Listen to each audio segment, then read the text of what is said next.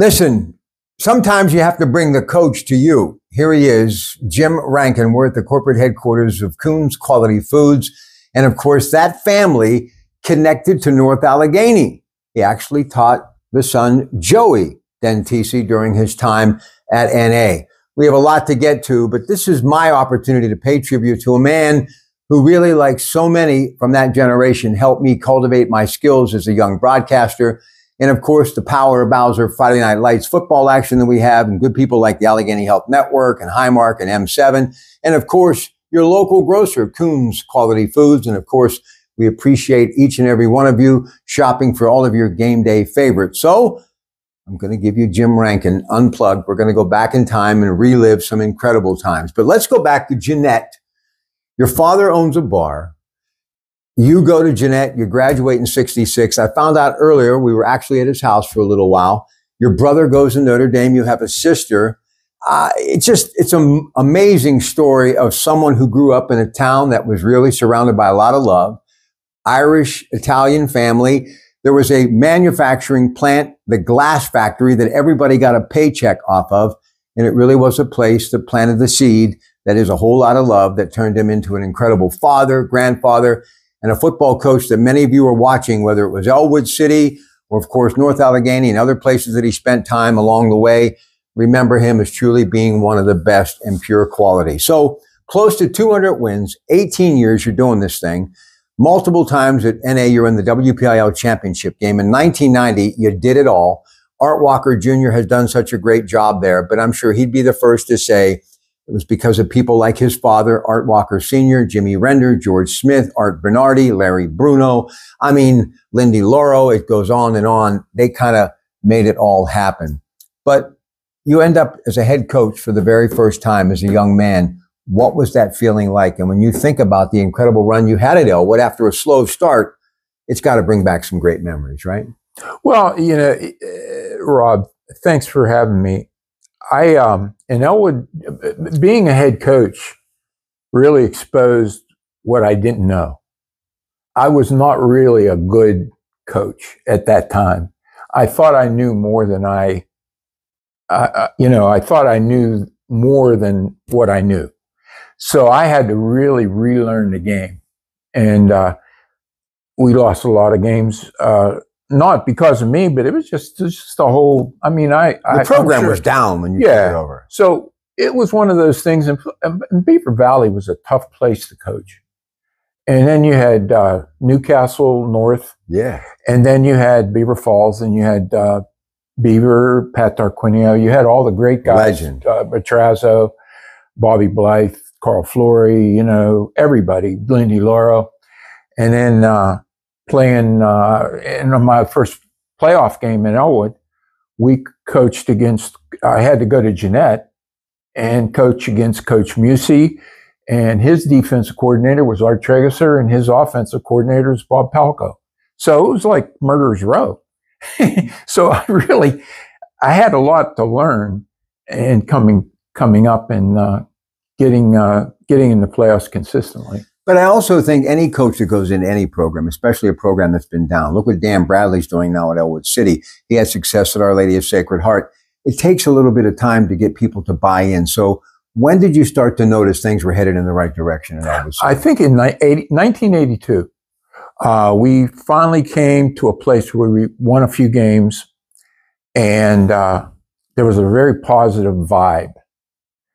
And we began to raise a lot of money internally in the school. And I was very lucky because I had 12 through 7 in one building. And I was a teacher there.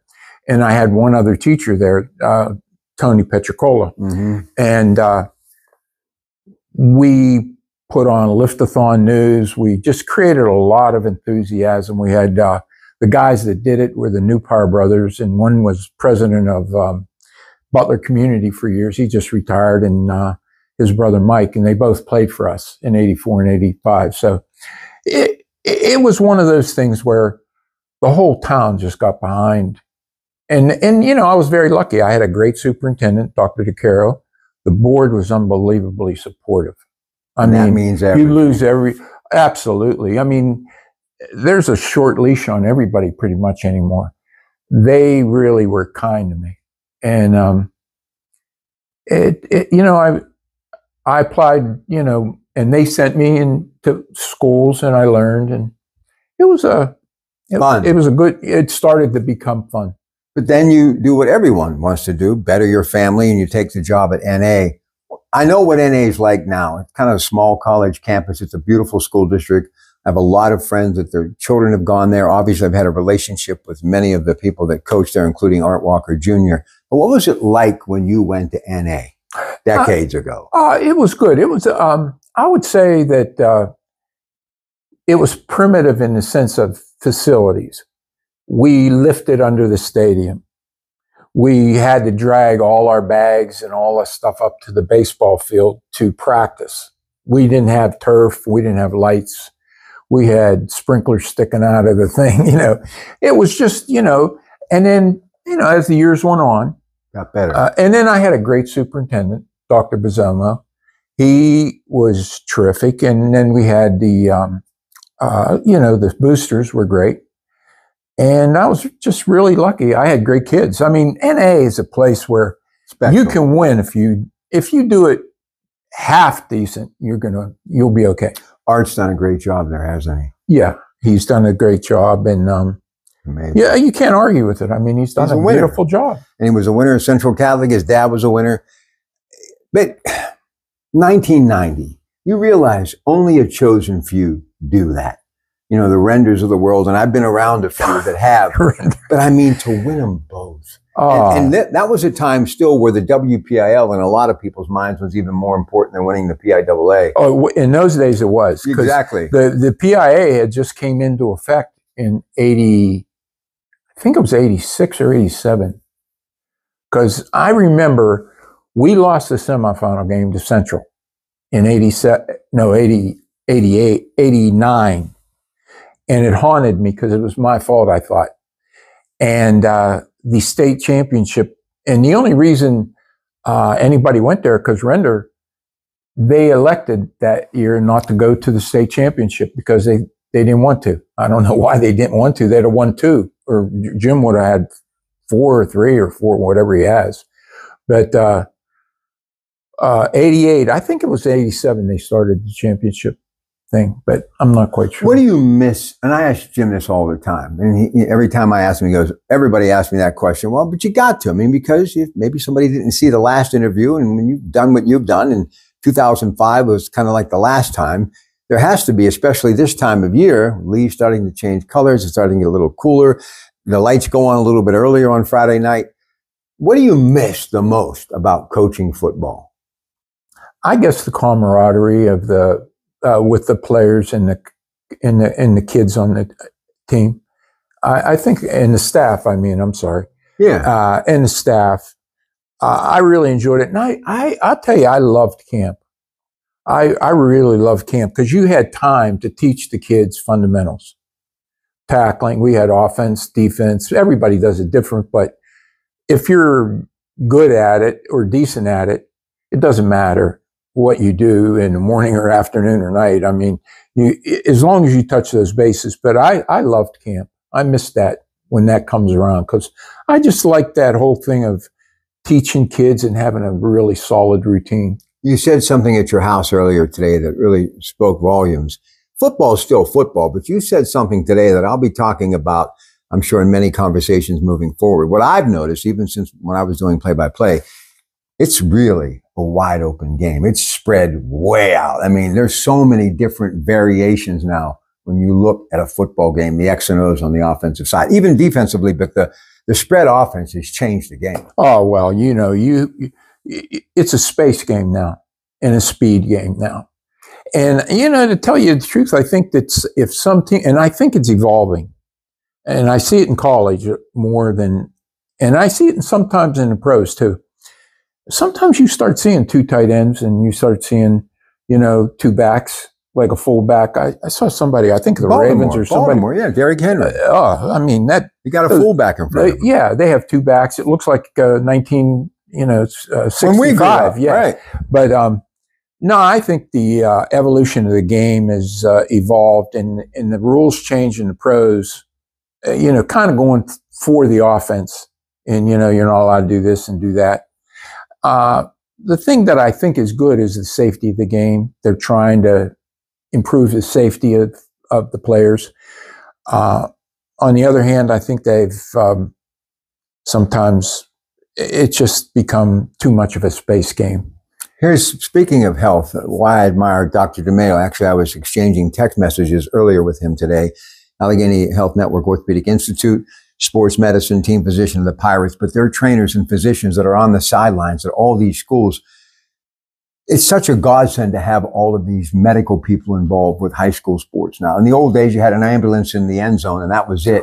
Now it's totally different. Well, it was funny because at NA, Dr. Fela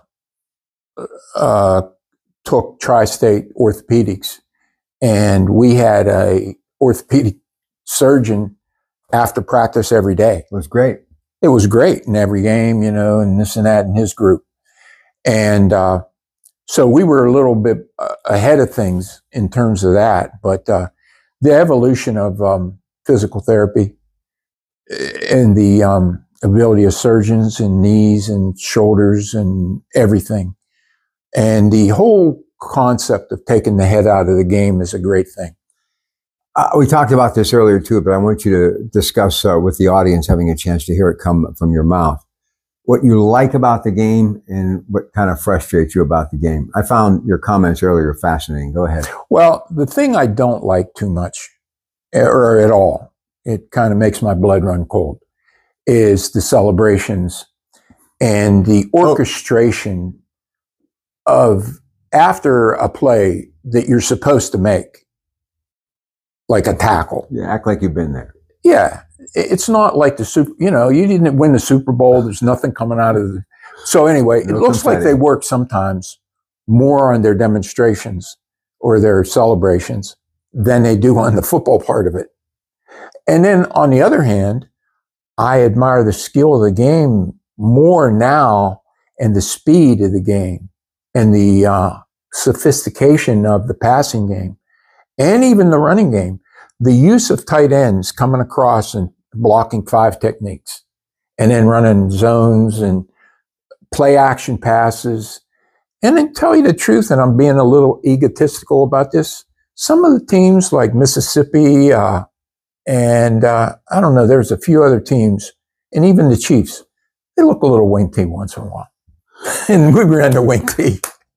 A lot of misdirection, a lot of motion, a lot of trying to hide the ball, Listen, that kind of thing. When I was moving at the speed of light and I was doing so many things in media, I basically would sit down with a program in hand. I had people around me who really did the X and O's, and I would call the action on the field or the court or the whatever I was doing, whatever the sport was.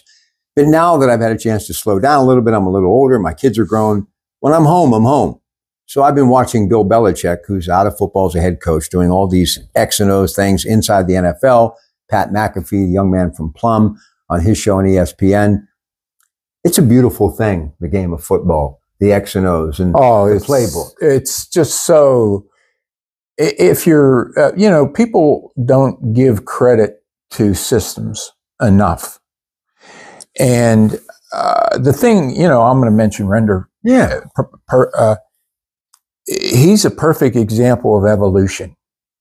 He, when I first started coaching against him or even knew him, he was a pretty traditional, 2-back, that kind of thing. He had when he won states in '89, he had 2 great backs.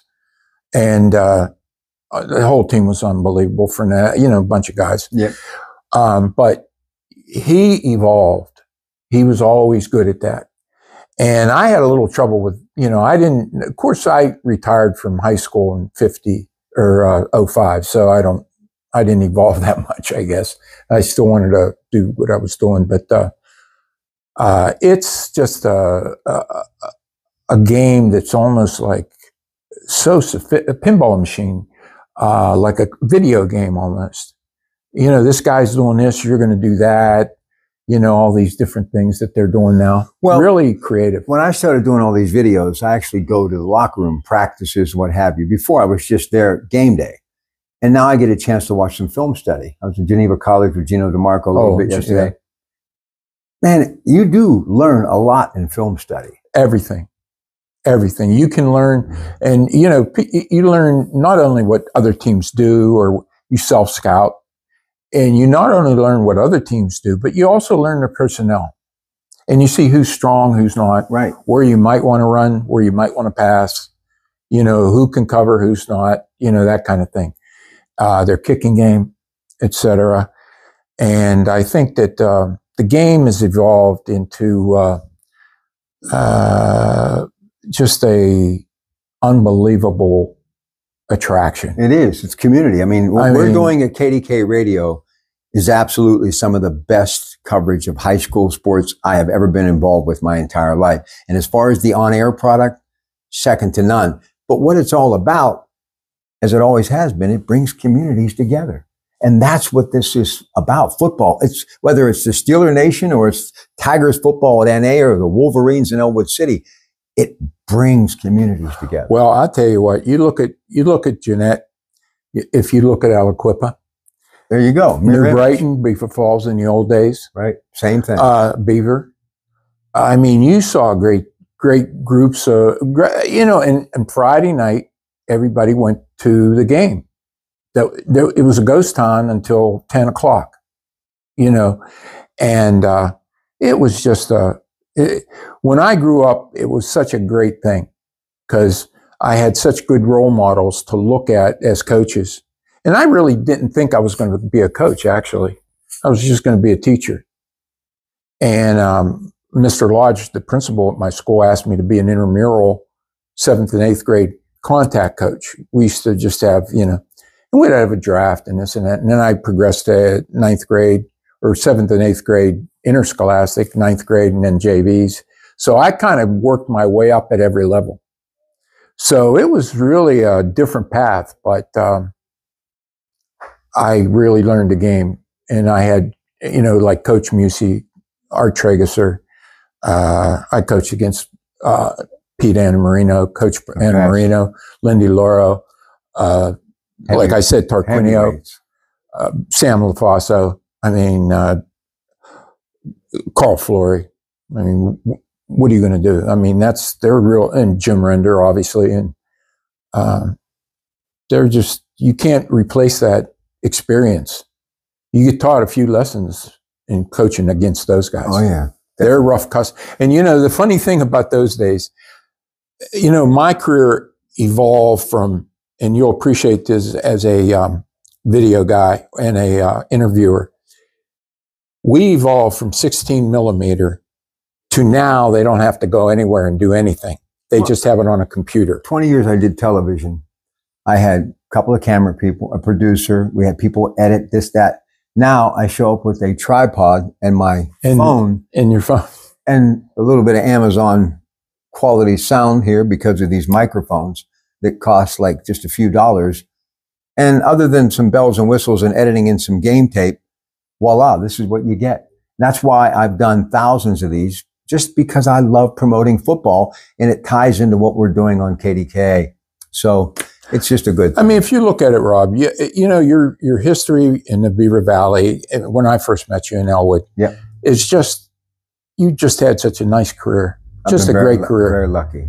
And it's just, but for me, it was always, I ran into guys that were nice like you and good and really just wholesome people that wanted the best for the kids. Listen, I love the grocery shop, and I sat in this conference room for years with my friend Joe Dentisi, now our CEO Jody Zima, and Frank and Sister Patrice and Joey, who you taught, and this entire family, their family, and also the other family are incredible workers. And really, to me, it's football, it's food, it's family, and it's your faith. And if you can kind of keep all those things where they need to be, and you and I were talking about growing up in an Irish-Italian household, the dinners must have been absolutely incredible at your house, Sundays especially. Oh, it was amazing. And then the funny thing about our house, my dad was Irish, my mom was Italian, and she was Sicilian and he was Irish. So the thing about it was he didn't want Italian food. He wanted meat and potatoes. Right. And then we ate anything.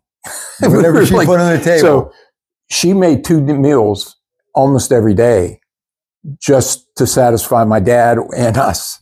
So, it was a good way to live. You think we'll ever get over missing those people? I still miss my parents and Joe and his wife to this day. And I don't think it's healthy to not miss them.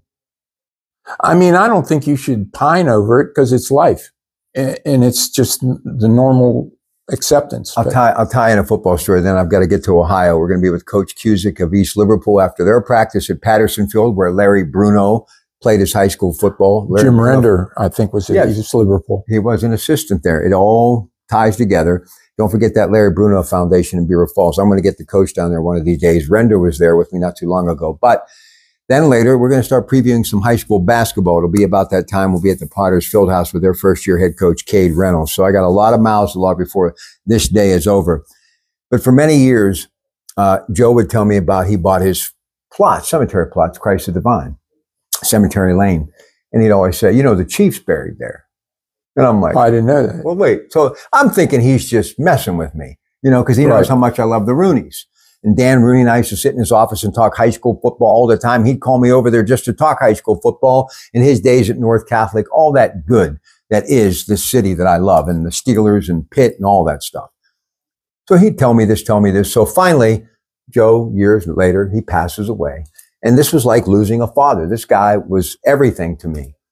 So I just knew how his brain worked. It always had to be right. And he had been gone for a while. So I said, finally, I'm going to go over to Christ Divine and make sure the grass is growing and everything's in place.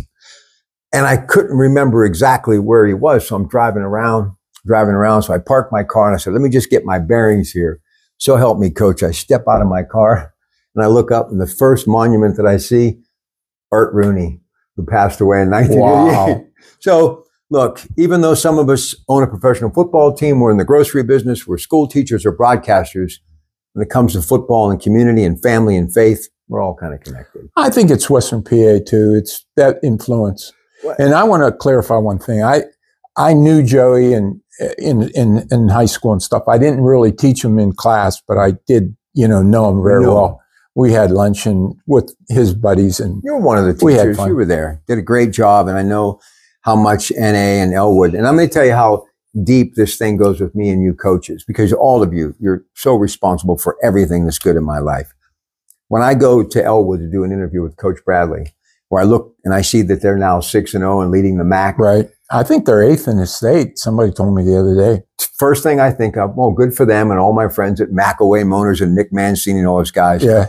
But in that same stream of consciousness, I wonder if Rankin knows what's going on in Ellwood City. Oh, I know. Good. You know why? Because a friend of mine calls me all the time. Really? Yeah, he lives there, and he actually he's part of their 7th and 8th grade staff right now. They don't come much better. Love this man. Bless him. What I love about him even more, not only a great teacher and coach, father, grandfather. And I never not see you with your kids and your grandkids. And that's why I've always held a very special place in my heart for you. I love you.